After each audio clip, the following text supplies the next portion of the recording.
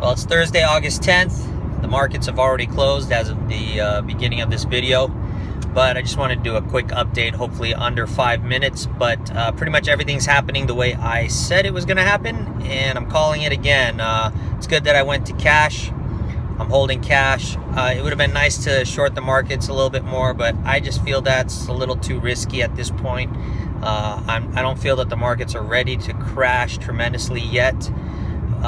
Tomorrow's Friday, and most likely we might see a little bit of a recovery because I believe that Trump is using this North Korea stuff to kind of let a little steam out of the stock market and to shake out some of the weak hands.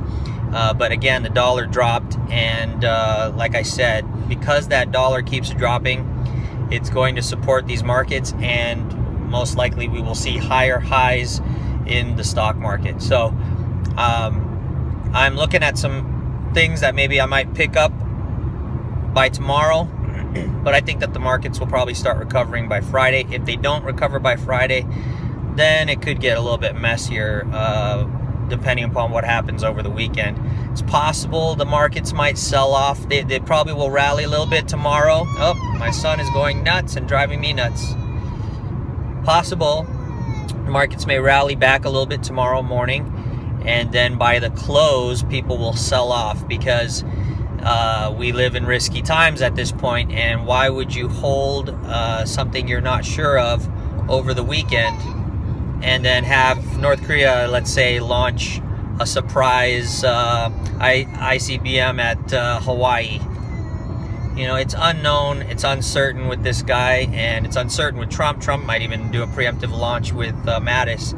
We don't know what's going to happen, and so people probably will not hold stocks over the weekend because they don't want to wake up Monday morning and see that the Dow is no longer at a record high, it's at a record low. So likely you might see a bit of a sell-off on Friday. I don't think it's going to be an emergency sell-off. Could be like 200, 300 points. And then Monday morning it'll all recover again for the week until the next Friday, depending upon what goes on in the week. And again, this is all dependent upon, you know, everything going smoothly. Unforeseen events are not being factored in.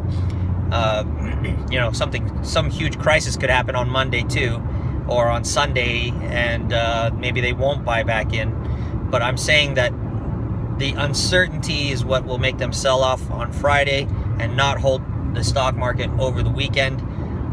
And then if nothing happens over the weekend, they will buy it back. But if something major happens on the weekend, this could be the end of the stock market, and it could then signal the end of our economy, because most people look at the stock market as an indicator of our economy, which is a false indicator.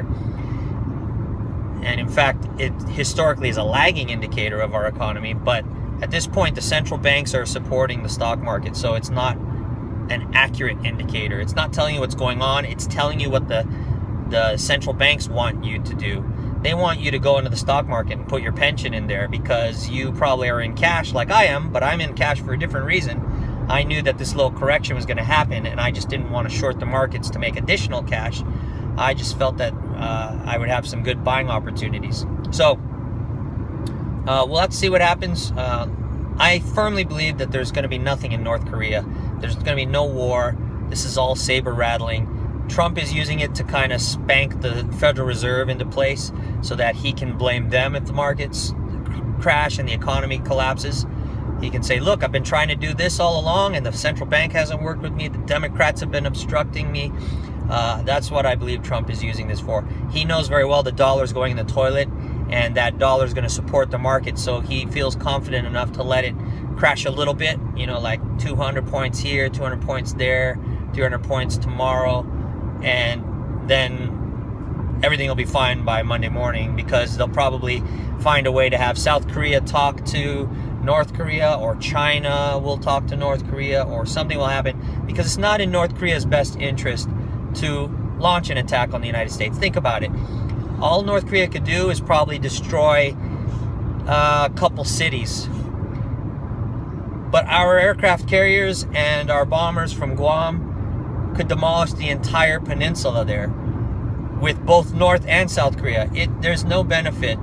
So really all it is if Little Kim is really doing this. He's just trying to do political stuff to get people to support him. And Trump is playing along because he knows it'll benefit him in terms of the markets and investing. So that's my spiel. That's my piece. So far my bonds are doing well. I haven't sold off all my bonds. I transferred some of my funds to the high yield market, and then I used that to buy in some of the commodities after they crashed a bit. But I'm looking at some stocks at this point, and like I said, silver, man, I'm stacking it. Stack that silver, baby. You won't regret it unless you don't hide it properly and someone breaks in your house and steals it. But other than that, make sure you store it properly. Don't store it in a bank. Don't store it out in the open. Store it secretly somewhere where you know how to get to it and nobody else does. And only you know how much you have, or if you have any at all, nobody else does. And at this point, I'm still waiting for that dollar to bounce. Doesn't look like it's going to happen because Russia, this is another thing before I go. Russia announced that they're going to dump the petrodollar. So petrodollar system's in trouble. The petrodollar system is using the dollar worldwide in exchange for oil.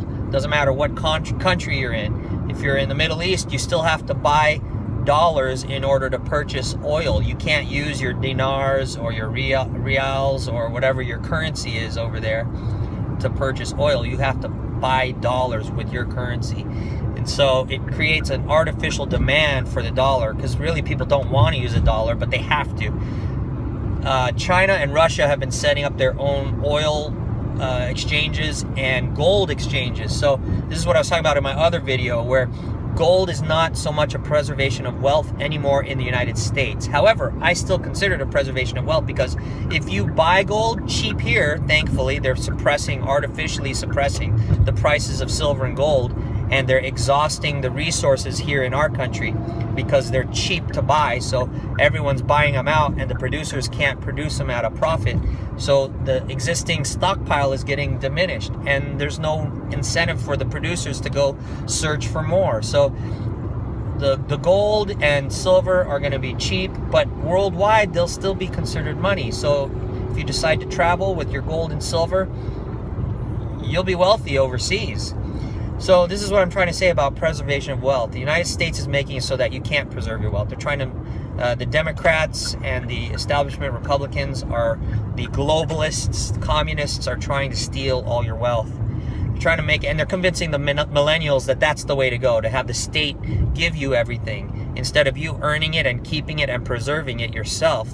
They want you to go to the state like little slaves begging, "Can I have money?" No, I don't want that.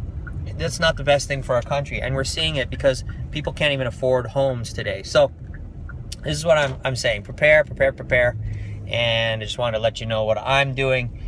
Learn up so that when you decide to take action, you can take the proper, appropriate security measures to preserve your family and protect your wealth. And I don't see any major crash happening until probably closer to the end of September and early October. So again, this is what I'm doing. I'm not a financial advisor, and if you decide to do what I'm doing, you take responsibility for whatever money you lose or make. If you make money, great, and if you want to give me credit for it, I appreciate that. But really, your decisions and your timing are your responsibility, and so is that's the outcome of what you choose to do. And if I can contribute to your wealth in some way, I am super happy that I was able to do that for you and with you. And I welcome your prosperity. But if you don't succeed and you want to blame me for it, again, that's on you. I'm sorry that you didn't decide to take the proper actions at the proper timing and you suffered because of it. I have no say in that, and you cannot make a claim against me for it. So you guys have a good day. The way things are going, I'm probably going to put another video up soon, and God bless you until then. Take care.